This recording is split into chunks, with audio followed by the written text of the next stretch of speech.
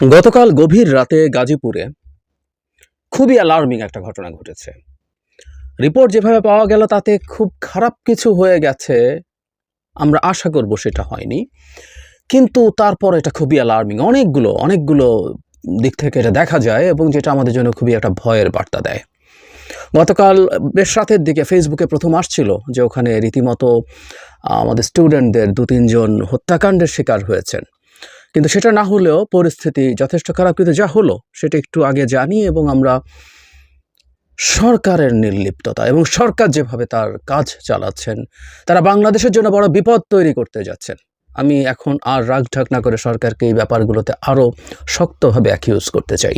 ৬ মাস পর নিশ্চয়ই সরকারকে আর খুব সফটলি বলার জায়গা নেই। কারণ যখন দেখছি আমাদের দেশের একটা গণ-অভ্যুত্থানের যে সুফল, একটা গণ-অভ্যুত্থানের পরে যে ডেমোক্রেটিক ট্রানজিশন, সেটা যখন এই সরকারের অথর্বতা এবং অক্ষমতার জন্য হ্যাম্পার্ড হচ্ছে, তখন কথা বলতেই হবে। প্রথম আলোতে হেডলাইন এরকম: গাজীপুরে মোজাম্মেল হকের বাড়িতে হামলা, মাইকে ঘোষণা দিয়ে মারধরে আহত ১৫। নিউজটা একটু ডিটেল পুরোটা পড়ি। গাজীপুরে সাবেক মুক্তিযুদ্ধ বিষয়ক মন্ত্রী আকম মোজাম্মেল হকের বাড়িতে হামলা চালিয়েছেন বিক্ষুব্ধ জনতা। এ সময় স্থানীয় কিছু ব্যক্তি তাদের কয়েকজনকে আটক করে মারধর করেন। এতে অন্তত ১৫ জন আহত হয়েছেন। আহত ব্যক্তিদের মধ্যে ৩ জনের অবস্থা আশঙ্কাজনক বলে জানিয়েছেন চিকিৎসক। এলাকাবাসী ও পুলিশ জানিয়েছেন, গতকাল শুক্রবার রাত ৯টার দিকে একদল বিক্ষুব্ধ ছাত্র জনতা গাজীপুর মহানগরের ধীরাশ্রমের দক্ষিণখানে মোজাম্মেল হকের বাড়িতে হামলা চালান। তারা বাড়ির ভেতরে ঢুকে ভাঙচুর করেন। এ সময় মসজিদের মাইকে মন্ত্রীর বাড়িতে ডাকাত পড়েছে বলে ঘোষণা দিয়ে লোকজনকে এগিয়ে আসার আহ্বান জানানো হয়। মাইকিং শুনে আশপাশের লোকজন বাড়িটি ঘিরে ফেলেন। তারা ভাঙচুরকারী কয়েকজনকে মারধর করেন। পরে সেনাবাহিনীর সদস্যরা ঘটনাস্থলে গিয়ে আহত ব্যক্তিদের উদ্ধার করে গাজীপুর কাজী তাজউদ্দিন আহমেদ মেডিকেল কলেজ হাসপাতালে জরুরি বিভাগে পাঠান। সেখান থেকে গুরুতর আহত কয়েকজনকে ঢাকায় পাঠানো হয়েছে। জয়দেবপুর থানার পুলিশ ও সেনাবাহিনীর সদস্যরা পরিস্থিতি নিয়ন্ত্রণে নেন।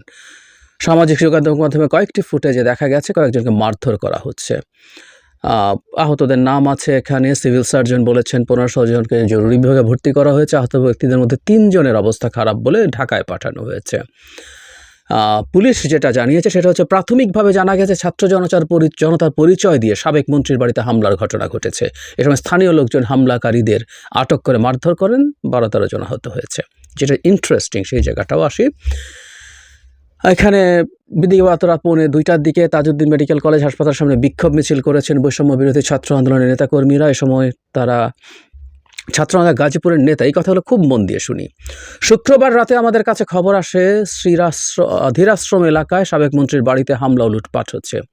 এটি শোনার পর প্রতিহত করতে আমাদের শিক্ষার্থীরা রওনা হন। দ্রুত ১৫-১৬ জন ঘটনাস্থলে চলে যান। সেখানে গিয়ে দেখা যায় লুটপাট হচ্ছে। এতে বাধা দিলে পেছন থেকে হুট করে অনেক মানুষ জড়ো হয়ে যায়। তাদের হাতে রামদাসহ বিভিন্ন অস্ত্র ছিল। অন্য শিক্ষার্থীরা আসার আগেই ১৫ জনকে ছাদে নিয়ে বেধড়ক পিটিয়ে ও কুপিয়ে জখম করা হয়। পরে অন্যান্য শিক্ষার্থী ঘটনাস্থলে গেলে তাদেরকেও পেটানো হয়। এরপর মার্চ টু গাজীপুর।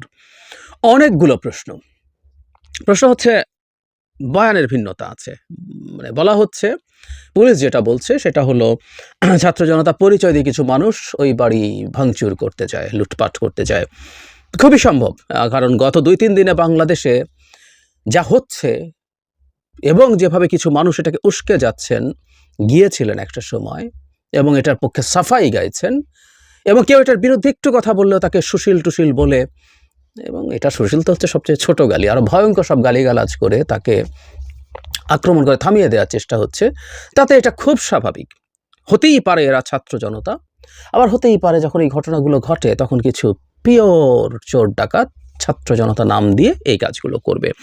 এটাই আশঙ্কার জায়গা ছিল। এটাই ৩২ নম্বরের ঘটনার পরপরই অন্যান্য জায়গায় যখন ঘটনা ঘটছে, ৩২ নম্বরের ঘটনার সাথে সাথে বাকিগুলো প্রথম দিন ৩-৪টা একসাথে ঘটেছে, এরপর পরের দিন ঘটলো এবং সিস্টেম্যাটিকলি ঘটতে যাচ্ছে।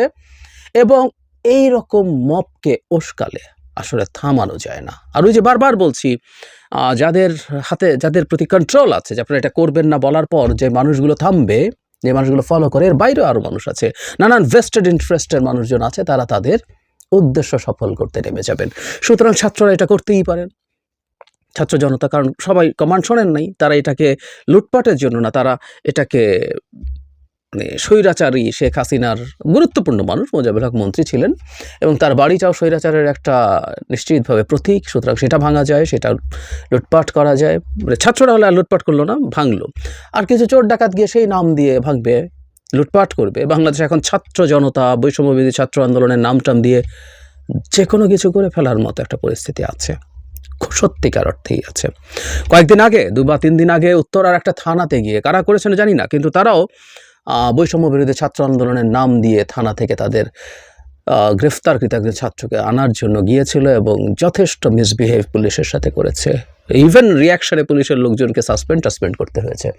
সো এই নাম দিয়ে এই কাজটা করা যায়, এটা ফ্যাক্ট বাংলাদেশে এখন, এবং এই কাজটা হয়েছে কোনো না কোনো ফর্মে। আমি আবার পাল্টা একটা প্রশ্ন করি, বৈষম্য বিরোধী ছাত্র আন্দোলনের নেতার মুখ থেকে যে বক্তব্য এসছে, আবারও বলছি, সেটা খুবই অ্যালার্মিং। উনি বলছেন ওনাদের কাছে খবর আসে মোজাম্মেল হকের বাড়িতে লুটপাট হচ্ছে। ফাইন, ধরে নিলাম কিছু লুটপাটকারী চোর ডাকাত ওটা করছে, তারপর তারা 15-16 জন গিয়ে ওটা ঠেকানোর জন্য যান। এই কথাটা শেখ হাসিনার পতনের পর থেকে বলছে, আজকে 6 মাস পরেও বলছি। ওনারা কারা ওদেরকে ঠেকানোর? ওনারা কারা? এই যে আপনারা কারা বললে রীতিমতো খুবই রিয়াকশন হয়েছিল। ওনারা কারা আমরা জানি, আমার এই বৈষম্য বিরোধী ছাত্র আন্দোলনের মানুষজন কারা আমরা জানি, অসাধারণ রোল তাদের আছে। কিন্তু ওনারা কারা তাদেরকে ঠেকানোর জন্য? বাক্যটা হচ্ছে এটা। 6 মাস পরেও যদি এই পরিস্থিতি, মাঠে এখন তো সেনাবাহিনীও আছে উইথ দ্য ম্যাজিস্ট্রেসি পাওয়ার, এবং এই ছাত্ররা যদি থানার সাথে কথা বলেন, প্রয়োজনে মিলিটারির সাথে কথা বলেন, সেগুলো ঠেকানো যাবে না? তারা যাচ্ছেন কেন? আবারও বলছি, তারা কারা এটা ঠেকানোর? তারা পুলিশ? মানে ছাত্রলীগ যা করতো এক সময়, যখন বিএনপি নাশকতা করতে পারে তাই আমরা মাঠে লাঠিসোঁটা নিয়ে বসে আছি, তখন এই কথাগুলো খুব বলতাম। আমি এই কথাগুলো আজ আবার বলছি, বৈষম্য বিরোধী ছাত্র আন্দোলন পুলিশের দায়িত্ব পায় নাই। যখন দেশে সরকার ছিল না বা সরকার গঠন হয়েছে, পুলিশ ছিল না, কিছু কিছু ক্ষেত্রে তারা গেছেন, ওটুকুকেও যদি আমরা একটু ছাড়ও দিই, তখনও আমার মনে হয়েছে কতগুলো ক্ষেত্রে দরকার ছিল না, কিন্তু তারা গেছেন, কারণ সেনাবাহিনী তখনও ছিল। এই যাওয়াটা তখনও সমালোচনা করেছি। আর 6 মাস পর এই কাজটা করা কিন্তু একটা ভয়ঙ্কর সিগন্যাল দেয়। এই সরকার তাহলে কি এই ছাত্রদেরকে নিয়ন্ত্রণ করতে পারছে না? তারা তাদের মতো করে এখন মাঠে কন্ট্রোলের বাইরে যা কেন কিছু করছে, কিংবা মাঠে তাদের এক সময় যে সক্ষমতা ছিল, তারা যেখানে যান পরিচয় দিয়ে যে কোনো কিছু করতে পারেন, প্রয়োজনে ওকে ঠেকাতে পারেন, ওকে থামাতে পারেন, সেগুলো করতে পারেন, সেটা কমে আসছিল বলে তারা এখন আবার মাঠে শক্তি প্রদর্শন করতে শুরু করছেন। মাঠের মধ্যে শক্তি নিয়ে, যে বয়স তাদের, এই অ্যাডভেঞ্চারিজম তাদের ভালো লাগারই কথা। কিন্তু সেটা সবচেয়ে জরুরি কথা, আসল কথা হলো দুটো। সরকারের অ্যাডমিনিস্ট্রেশন ফেল করছে, এটা আস্তে আস্তে আরও খুব ক্লিয়ারলি প্রকাশিত হতে শুরু করেছে। এটাই অ্যালার্মিংয়ের জায়গা।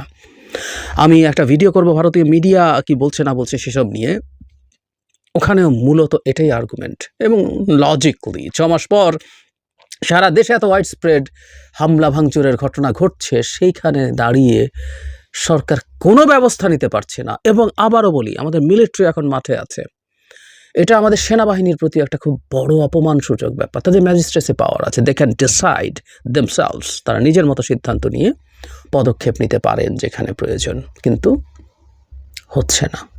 সুতরাং আমাদের অ্যাডমিনিস্ট্রেশন ফেল করছে। আর সবচেয়ে জরুরি কথা যেটা, আওয়ামী লীগ পাল্টা পিটুনি শুরু করেছে।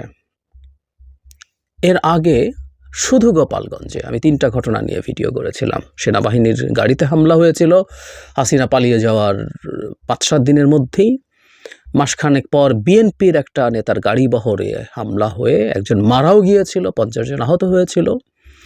এবং 2-3 দিন আগে, 4 দিন আগে আওয়ামী লীগের কর্মসূচিতে, সোকল কর্মসূচিতে লিফলেট বিতরণের সময় একজনকে গ্রেফতার করার পর পুলিশের গাড়িতে হামলা হয়েছে। সো গোপালগঞ্জের ভেতরে কিছু ঘটনা আওয়ামী লীগ পাল্টা রিটালিয়েট করছিল। যেদিন গোপালগঞ্জে হামলা, সেদিন পাবনাতে আবার একজনকে গাড়ি থেকে জয় বাংলা স্লোগান নিয়ে যায়। আমরা খেয়াল করছি, গোপালগঞ্জ ছিল, পাবনায় হয়েছে, গাজীপুরে হলো, এবং এটা আরও ভয়ঙ্কর হলো। 15 জন অন্তত আহত হয়েছে, 3 জনের অবস্থা আশঙ্কাজনক। আমরা খুবই চাই গভীরভাবে তাদের কোনো রকম বড় ক্ষতি না হয়ে যাক, তারা বেঁচে থাকুন এবং কোনো রকম মেজর ক্ষতিগ্রস্ততার মধ্যে তারা না থাকুন। কিন্তু যতটুকু হয়েছে, আস্তে আস্তে আওয়ামী লীগ বিভিন্ন জায়গায় তার শক্তি দেখাতে পারছে। এই ঘটনাটা ঘটেছে আসলে সরকারের নির্লিপ্ততার কারণে। সরকার তার অ্যাডমিনিস্ট্রেশন কোনোভাবেই চালাতে পারছে না, পুলিশ পারছে না। না পারলে আমরা চেঞ্জ দেখতে চাই। স্বরাষ্ট্র উপদেষ্টা যদি না পারেন ওই জায়গায় অন্য কেউ আসুক, কিন্তু তাকে বা কাউকে সেই দায়িত্ব নিতে হবে, সরকারকে নিতে হবে, এবং উনি না পারলে আর কেউ আসুক। শেখ হাসিনার পুলিশ এই হয়েছে ওই হয়েছে 6 মাস পরও কাজ করতে পারবে না, হতে পারে না, কোনোভাবেই হতে পারে না। ফলে এই নির্লিপ্ততাগুলো এই পুলিশ বাহিনী এবং সেনাবাহিনীর ওপরেও প্রশ্ন তৈরি করছে। আমি প্রায় মাজার ভাঙার ঘটনা বলি, 80টা মাজার ভাঙা হয়েছে। ব্যবস্থা নিলে 80টা মাজার ভাঙা হতো না। ব্যবস্থা মানে প্রেস নোট দেয়া না, আমরা এখন থেকে কিন্তু কঠোর হলাম।